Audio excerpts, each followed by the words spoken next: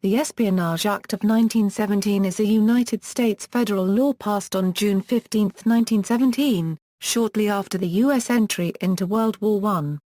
It has been amended numerous times over the years. It was originally found in Title 50 of the U.S. Code but is now found under Title 18, Crime. Specifically, it is 18 U.S.C. ch.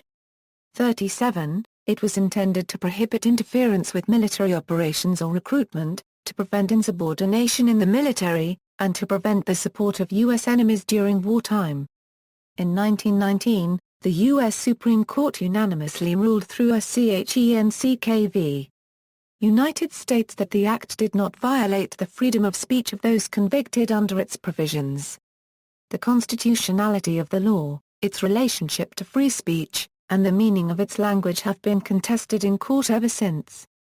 Among those charged with offenses under the Act are German-American Socialist Congressman and newspaper editor Victor Berger, Socialist Party of America candidate Eugene V. Debs, former Watchtower Bible and Tract Society President Joseph Franklin Rutherford, Communists Julius and Ethel Rosenberg, Pentagon Papers whistleblower Daniel Ellsberg, Cablegate whistleblower Chelsea Manning, and NSA contractor and whistleblower Edward Snowden.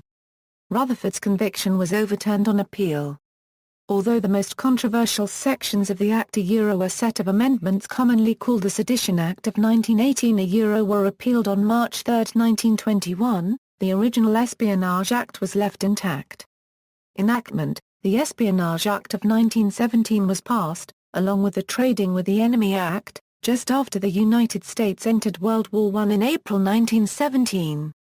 It was based on the Defense Secrets Act of 1911, especially the notions of obtaining or delivering information relating to national defense to a person who was not entitled to have it, itself based on an earlier British Official Secrets Act.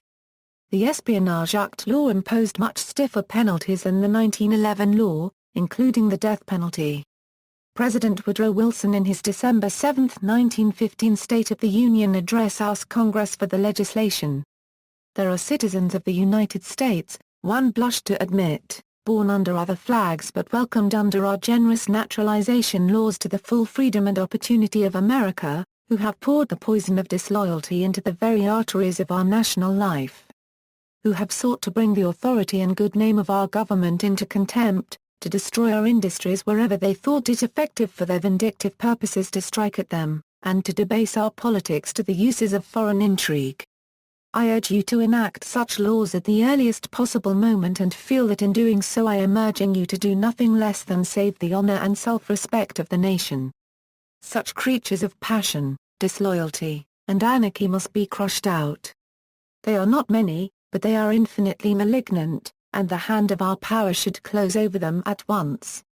They have formed plots to destroy property, they have entered into conspiracies against the neutrality of the government, they have sought to pry into every confidential transaction of the government in order to serve interests alien to our own. It is possible to deal with these things very effectually. I need not suggest the terms in which they may be dealt with. Congress moved slowly. Even after the U.S. broke diplomatic relations with Germany, when the Senate passed a version on February 20, 1916, the House did not vote before the then current session of Congress ended. After the declaration of war in April 1917, both houses debated versions of the Wilson administration's drafts that included press censorship. That provision aroused opposition, with critics charging it established a system of prior restraint, and delegated unlimited power to the president. After weeks of intermittent debate, the Senate removed the censorship provision by a one-vote margin, voting 39 to 38. Wilson still insisted it was needed. Authority to exercise censorship over the press is absolutely necessary to the public safety, but signed the act without the censorship provisions on June 15, 1917, after Congress passed the act on the same day. Attorney General Thomas Watt Gregory supported passage of the act, but viewed it as a compromise. The president's congressional rivals were proposing to remove responsibility for monitoring pro-German activity, whether espionage or some form of disloyalty, from the Department of Justice to the War Department and creating a form of courts martial of doubtful constitutionality. The resulting act was far more aggressive and restrictive than they wanted, but it silenced citizens opposed to the war. Officials in the Justice Department who had little enthusiasm for the law nevertheless hoped that even without generating many prosecutions it would help quiet public calls for more government action against those thought to be insufficiently patriotic.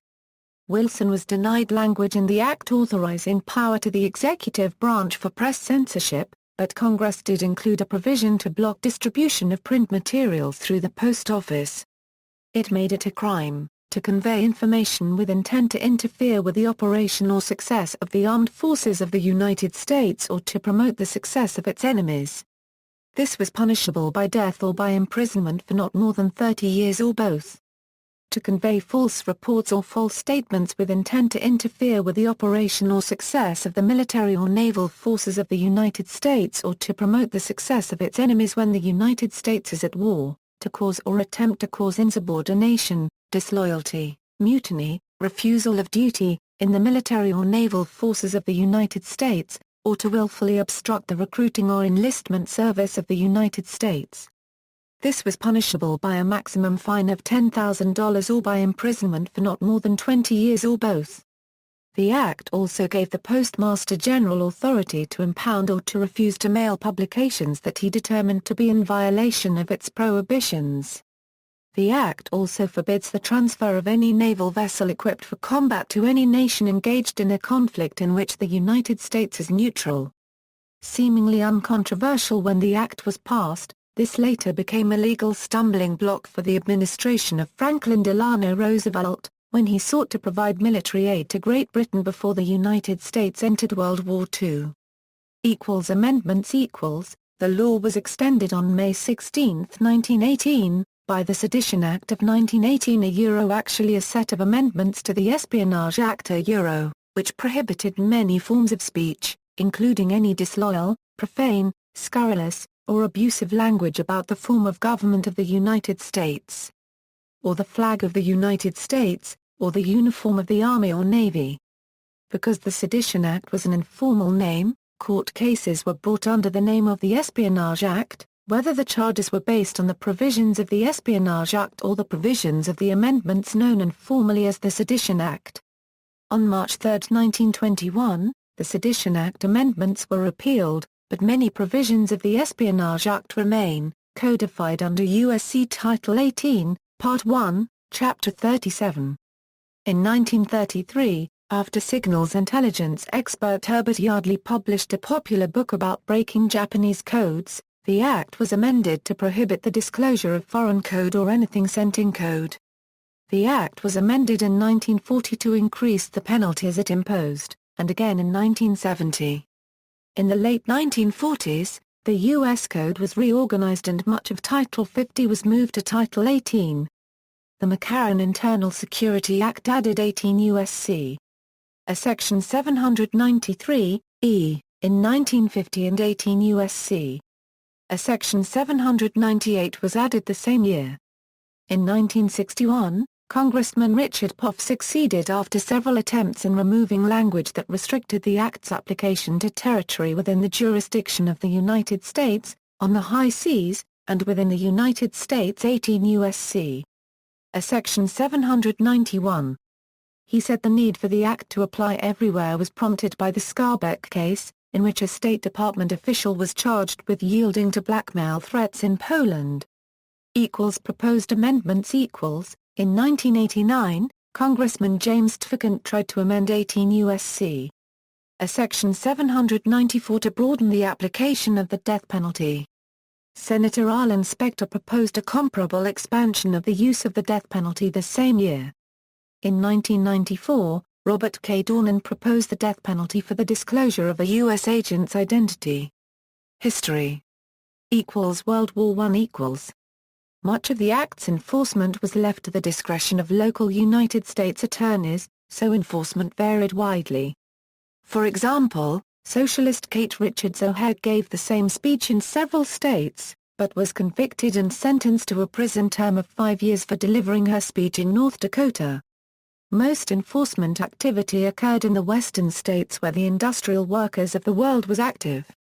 Finally Gregory, a few weeks before the end of the war, instructed the U.S. attorneys not to act without his approval.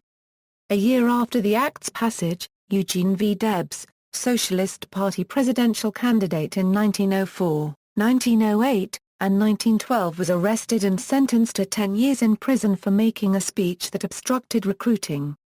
He ran for president again in 1920 from prison. President Warren G. Harding commuted his sentence in December 1921 when he had served nearly 5 years. In United States v. Motion Picture Film, a federal court upheld the government's seizure of a film called The Spirit of '76 on the grounds that its depiction of cruelty on the part of British soldiers during the American Revolution would undermine support for America's wartime ally. The producer, Robert Goldstein, a Jew of German origins, was prosecuted under Title 11 of the Act, and received a 10-year sentence plus a fine of $5,000. The sentence was commuted on appeal to 3 years. Postmaster General Albert S. Burleson and those in his department played critical roles in the enforcement of the act. He held his position because he was a Democratic Party loyalist and close to both the President and the Attorney General. At a time when the Department of Justice numbered its investigators in the dozens, the Post Office had a nationwide network in place. The day after the act became law, Burleson sent a secret memo to all postmasters ordering them to keep close watch on matter which is calculated to interfere with the success of the government in conducting the war. Postmasters in Savannah, Georgia, and Tampa, Florida, refused to mail the Jeffersonian, the mouthpiece of Tom Watson, a Southern populist, an opponent of the draft, the war, and minority groups. When Watson sought an injunction against the postmaster, the federal judge who heard the case called his publication poison, and denied his request. Government censors objected to the headline "Civil Liberty Dead." In New York City, the postmaster refused to mail The Masses, a socialist monthly, citing the publication's general tenor. The Masses was more successful in the courts, where Judge Landhan found the act was applied so vaguely as to threaten the tradition of English-speaking freedom. The editors were then prosecuted for obstructing the draft, and the publication folded when denied access to the mails again. Eventually, Burleson's energetic enforcement overreached when he targeted supporters of the administration. The president warned him to exercise the utmost caution in his censorship efforts, and the dispute proved the end of their political friendship. In May 1918, sedition charges were laid under the Espionage Act against Watchtower Bible and Tract Society President Judge Joseph Rutherford and 7 other Watchtower directors and officers over statements made in the Society's book, The Finished Mystery, published a year earlier. The book had claimed that patriotism was a delusion and murder, and the officers were charged with attempting to cause insubordination, disloyalty, refusal of duty in the armed forces, and obstructing the recruitment and enlistment service of the U.S. while it was at war. The book had been banned in Canada since February 1918 for what a Winnipeg newspaper described as seditious and anti-war statements, and described by Attorney General Gregory as dangerous propaganda. On June 21, 7 of the directors, including Rutherford, were sentenced to the maximum 20 years imprisonment for each of 4 charges, to be served concurrently. They served 9 months in the Atlanta Penitentiary before being released on bail at the order of Supreme Court Justice Louis Brandeis. In April 1919, an appeal court ruled they had not had the intemperate and impartial trial of which they were entitled, and reversed their conviction. In May 1920, the government announced that all charges had been dropped. Red Scare, Palmer raids, mass arrests, deportations. During the Red Scare of 1918-19, in response to the 1919 anarchist bombings aimed at prominent government officials and businessmen, U.S. Attorney General A. Mitchell Palmer, supported by J. Edgar Hoover, then head of the Justice Department's Enemy Aliens Registration Section, used the Sedition Act of 1918, which extended the Espionage Act to cover a broader range of offenses, to deport several hundred foreign-born in the U.S., including Emma Goldman, to the Soviet Union on a ship the press called the Soviet Ark. Many of the jailed challenged their convictions based on the U.S. constitutional right to free speech. The Supreme Court disagreed. The Espionage Act limits on free speech were ruled constitutional in the United States Supreme Court case Schenck v. United States, 249 U.S. 47 in 1919. Schenck, an anti-war socialist, had been convicted of violating the act when he sent anti-draft pamphlets to men eligible for the draft. Although Supreme Court Justice Oliver Wendell Holmes joined the court majority in upholding Schenck's conviction in 1919, he also introduced the theory that punishment in such cases is limited to political expression that constitutes a clear and present danger to the government action at issue. Holmes' opinion is also the origin of the notion that speech equivalent to falsely shouting fire in a crowded theater is not protected by the First Amendment. Justice Holmes began to doubt his decision due to criticism received from free speech advocates. He also met the Harvard law professor Zechariah Chaffee and discussed his criticism of Schenck. Later in 1919, in Abrams v. United States, the Supreme Court upheld the conviction of a man who distributed circulars in opposition to American intervention in Russia following the Russian Revolution. The concept of bad tendency was used to justify the restriction of speech. The defendant was deported. Justices Holmes and Brandeis, however, dissented, with Holmes arguing that nobody can suppose that the surreptitious publishing of a silly leaflet by an unknown man, without more, would present any immediate danger that its opinions would hinder the success of the government arms or have any appreciable tendency to do so. In March 1919, President Wilson, at the suggestion of Attorney General Thomas Watt Gregory, pardoned or commuted the sentences of some 200 prisoners convicted under the Espionage Act or the Sedition Act.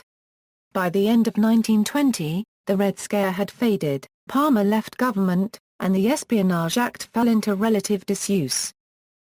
World War II prosecutions under the Act were far less numerous during World War II than they had been during World War I. Associate Justice Frank Murphy noted in 1944 in Hartzell v. United States that for the first time during the course of the present war, we are confronted with a prosecution under the Espionage Act of 1917. Hartzell, a World War I veteran, had distributed anti-war pamphlets to associations and business groups. The court's majority found that his materials, though comprising vicious and unreasoning attacks on one of our military allies, flagrant appeals to false and sinister racial theories, and gross libels of the president, did not urge mutiny or any of the other specific actions detailed in the Act, and that he had targeted molders of public opinion, not members of the armed forces or potential military recruits. The court overturned his conviction in a 5-4 decision. The 4 dissenting justices declined to intrude on the historic function of the jury, and would have upheld the conviction. In Gorin v. United States, the Supreme Court ruled on many constitutional questions surrounding the Act. The Act was used in 1942 to deny a mailing permit to Charles Corlin's weekly Social Justice, effectively ending its distribution to subscribers.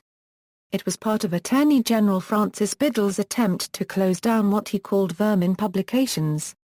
The same year, a front-page story in the Chicago Tribune implied that the U.S. had broken Japanese codes, which might have prompted the Japanese to change their codes and destroy any advantage the U.S. had gained through successful cryptanalysis. The newspaper was brought before a grand jury, but proceedings were halted because of government reluctance to present a jury with highly secret information necessary to prosecute the publishers, as well as concern that a trial would attract more attention to the case. In 1945, 6 associates of Amerasia magazine, a journal of Far Eastern affairs, came under suspicion after publishing articles that bore similarity to Office of Strategic Services reports. The government proposed using the Espionage Act against them but later softened its approach, changing the charges to embezzlement of government property. A grand jury cleared 3 of the associates, 2 associates paid small fines, and charges against the 6th man were dropped.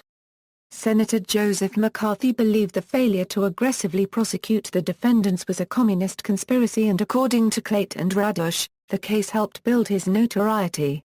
Mid-20th century Soviet spies Navy employee Hafiz Salich sold Soviet agent Mural Gorin information regarding Japanese activities in the late 1930s. Gorin v. United States was cited in many later espionage cases for its discussion of the charge of vagueness argument made against the terminology used in certain portions of the law, such as what constitutes national defense information. Later in the 1940s, several incidents prompted the government to increase its investigations into Soviet espionage. These included the VNONA decryptions, the Elizabeth Bentley case, the atomic spies cases, the first lightning Soviet nuke test, and others. Many suspects were surveilled, but never prosecuted, and the investigations dropped, as can be seen in the FBI Silver Master files. However, there were also many successful prosecutions and convictions under the Act. In August 1950, Julius and Ethel Rosenberg were indicted under Title 50, Sections 32A and 34, in connection with giving nuclear secrets to the Soviet Union. Anatoly Yakovlev was indicted as well. In 1951, Morton Sobol and David Greenglass were indicted. After a controversial trial in 1951, the Rosenbergs were sentenced to death. The sentence was carried out in 1953. In the late 1950s, several members of the Sobol spy ring, including Robert Sablen, and Jack and Myra Sobol, were prosecuted for espionage. In the mid-1960s, the act was used against James Mint Kenbaugh and Robert Lee Johnson, who sold information to the Soviets while working for the U.S. Army in Berlin. 1948 Code revision In 1948, some portions of the United States Code were reorganized. Much of Title 50 was moved to Title 18. Thus Title 50 Chapter 4, Espionage became Title 18, 794 and following. As a result, certain older cases, such as the Rosenberg case, are now listed under Title 50, while newer cases are often listed under Title 18. 1950 McCarran Internal Security Act In 1950, during the McCarthy period, Congress passed the McCarran Internal Security Act over President Harry S. Truman's veto. It modified a large body of law, including espionage law. One addition was 793(e), which had almost exactly the same language as 793(d). According to Edgar and Schmidt, the added section potentially removes the intent to harm or aid requirement and may make mere retention of information a crime no matter what the intent, covering even former government officials writing their memoirs. They also describe McCarran saying that this portion was intended directly to respond to the case of Alger hissing the pumpkin papers. Judicial Review, 1960s and 1970s. Brandenburg. Court decisions of this era changed the standard for enforcing some provisions of the Espionage Act. Though not a case involving charges under the Act, Brandenburg v. Ohio changed the clear and present danger test derived from Schenck to the imminent lawless action test, a considerably stricter test of the inflammatory nature of speech. Pentagon Papers. In June 1971, Daniel Ellsberg and Anthony Russo were charged with a felony under the Espionage Act of 1917, because they lacked legal authority to publish classified documents that came to be known as the Pentagon Papers. The Supreme Court and New York Times Company v. United States found that the government had not made a successful case for prior restraint of free speech, but a majority of the justices ruled that the government could still prosecute the Times and the Post for violating the Espionage Act in publishing the documents. Ellsberg and Russo were not acquitted of violating the Espionage Act, but were freed due to a mistrial based on irregularities in the government's case.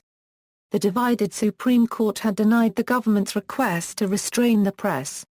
In their opinions, the justices expressed varying degrees of support for the First Amendment claims of the press against the government's heavy burden of proof in establishing that the publisher has reason to believe the material published could be used to the injury of the United States or to the advantage of any foreign nation.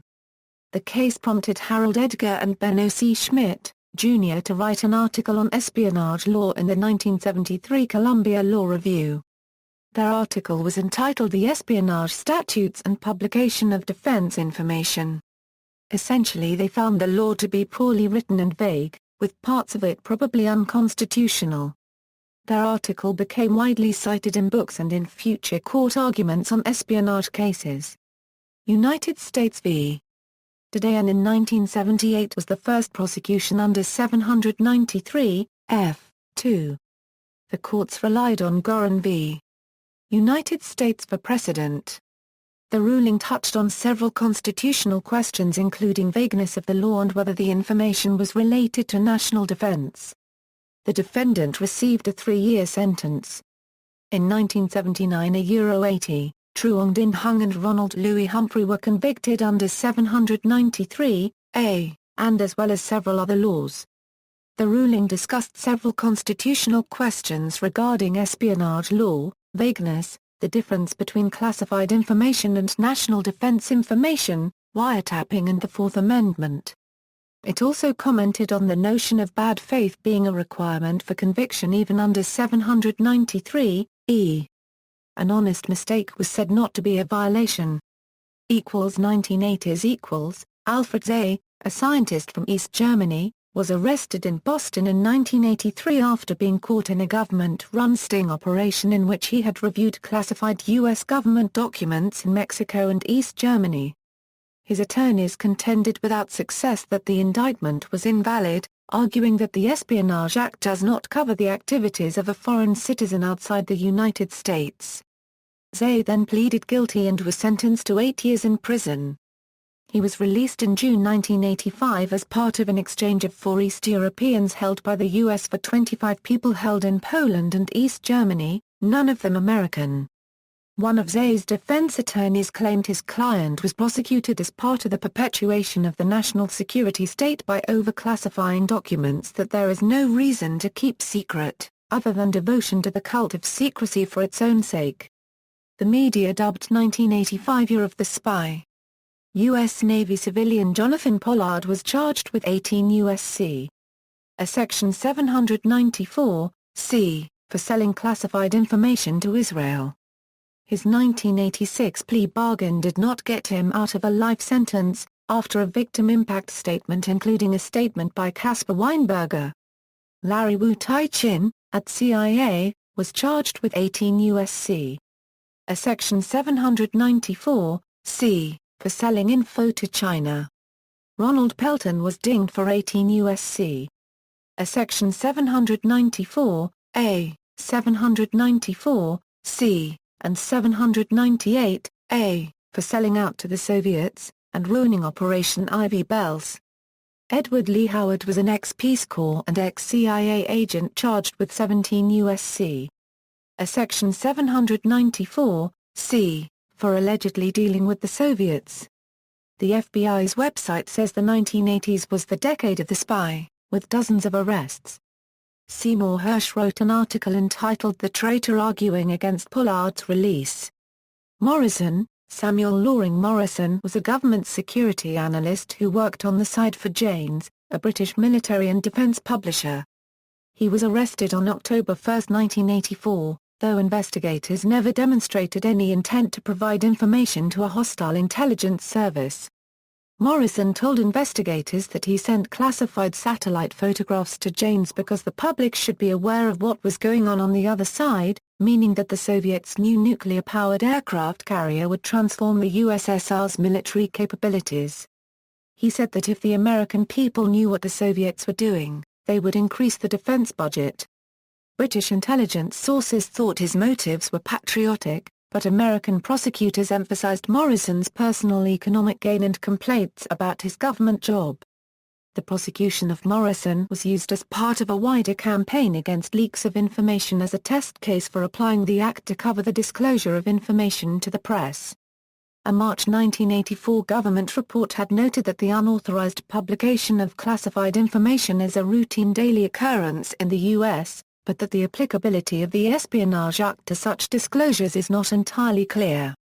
Time said that the administration, if it failed to convict Morrison, would seek additional legislation and describe the ongoing conflict. The government does need to protect military secrets, the public does need information to judge defense policies, and the line between the two is surpassingly difficult to draw. On October 17, 1985, Morrison was convicted in federal court on 2 counts of espionage and 2 counts of theft of government property. He was sentenced to 2 years in prison on December 4, 1985. The Supreme Court declined to hear his appeal in 1988. Morrison became the only American government official ever convicted for giving classified information to the press up to that time. Following a 1998 appeal for a pardon on the part of Senator Daniel Patrick Moynihan, President Bill Clinton pardoned Morrison on January 20, 2001, the last day of his presidency, despite the CIA's opposition to the pardon. The successful prosecution of Morrison was used to warn against the publication of leaked information. In May 1986, CIA Director William Casey, without citing specific violations of law, threatened to prosecute 5 news organizations: The Washington Post, The Washington Times, The New York Times, Time and Newsweek. Soviet spies, late 20th century Christopher John Boyce of TRW, and his accomplice Andrew Dalton Lee, sold out to the Soviets and went to prison in the 1970s. In the 1980s, several members of the Walker spy ring were prosecuted and convicted of espionage for the Soviets. In 1980, David Henry Barnett was the first active CIA officer to be convicted under the Act. In 1994, CIA officer Aldrich Ames was convicted under 18 U.S.C. a Section 794(c) of spying for the Russians. Ames had revealed the identities of several U.S. sources in the USSR to the KGB, who were then executed. FBI agent Earl Edwin Pitts was arrested in 1996 under 18 U.S.C. a Section 794(a), and 18 U.S.C. a Section 794(c) of spying for the Soviet Union and later for the Russian Federation. In 1997, senior CIA officer Harold James Nicholson was convicted of espionage for the Russians. In 1998, NSA contractor David Sheldon Boone was charged with having handed over a 600-page technical manual to the Soviets c. 1988 to 1991. In 2000, FBI agent Robert Hanssen was convicted under the Act of spying for the Soviets in the 1980s and Russia in the 1990s. Other spies of the 1990s 1990s critiques In the 1990s, Senator Daniel Patrick Moynihan deplored the culture of secrecy made possible by the Act, noting the tendency of bureaucracies to enlarge their powers by increasing the scope of what is held secret. In the late 1990s, Dr. Wen-Ho Lee of Los Alamos National Laboratory was indicted under the Act. He and other national security professionals later said he was a scapegoat in the government's quest to determine if information about the W-88 nuclear warhead had been transferred to China. Dr. Lee had made backup copies at LANL of his nuclear weapons simulations code to protect it in case of a system crash. The code was marked PARD, sensitive but not classified. As part of a plea bargain, he pled guilty to 1 count under the Espionage Act. The judge apologized to him for having believed the government. Lee later won more than $1 million in a lawsuit against the government and several newspapers for their mistreatment of him. 21st century In 2001, retired Army Reserve Colonel George Trofimoff, the most senior U.S. military officer to be indicted under the Act, was convicted of conducting espionage for the Soviets in the 1970s–1990s. Kenneth Wayne Ford Jr. was indicted under 18 U.S.C. a Section 793(e), for allegedly having a box of documents in his house after he left NSA employment around 2004. He was sentenced to 6 years in prison in 2006. In 2005, Pentagon-Iran expert Lawrence Franklin, along with AIPAC lobbyists Rosen and Weissman, were indicted under the Act. Franklin pleaded guilty to conspiracy to disclose national defense information to the lobbyists and an Israeli government official. Franklin was sentenced to more than 12 years in prison, but the sentence was later reduced to 10 months of home confinement. Under the Obama administration, 7 Espionage Act prosecutions have been related not to traditional espionage but to either withholding information or communicating with members of the media. Out of a total 11 prosecutions under the Espionage Act against government officials accused of providing classified information to the media, 7 have occurred since Obama took office. Leaks related to national security can put people at risk, the president said at a news conference in 2013. They can put men and women in uniform that I've sent into the battlefield at risk. I don't think the American people would expect me, as Commander-in-Chief, not to be concerned about information that might compromise their missions or might get them killed. Jeffrey Alexander Sterling, a former CIA agent, was indicted under the Act in January 2011 for alleged unauthorized disclosure of national defense information to James Risen, a New York Times reporter, in 2003 regarding his book State of War. The indictment described his motive as revenge for the CIA's refusal to allow him to publish his memoirs and its refusal to settle his racial discrimination lawsuit against the agency. Others have described him as telling Risen about a backfired CIA plot against Iran in the 1990s. In April 2010, Thomas Andrews Drake, an official with the National Security Agency, was indicted under 18 U.S.C. a Section 793(e), for alleged willful retention of national defense information.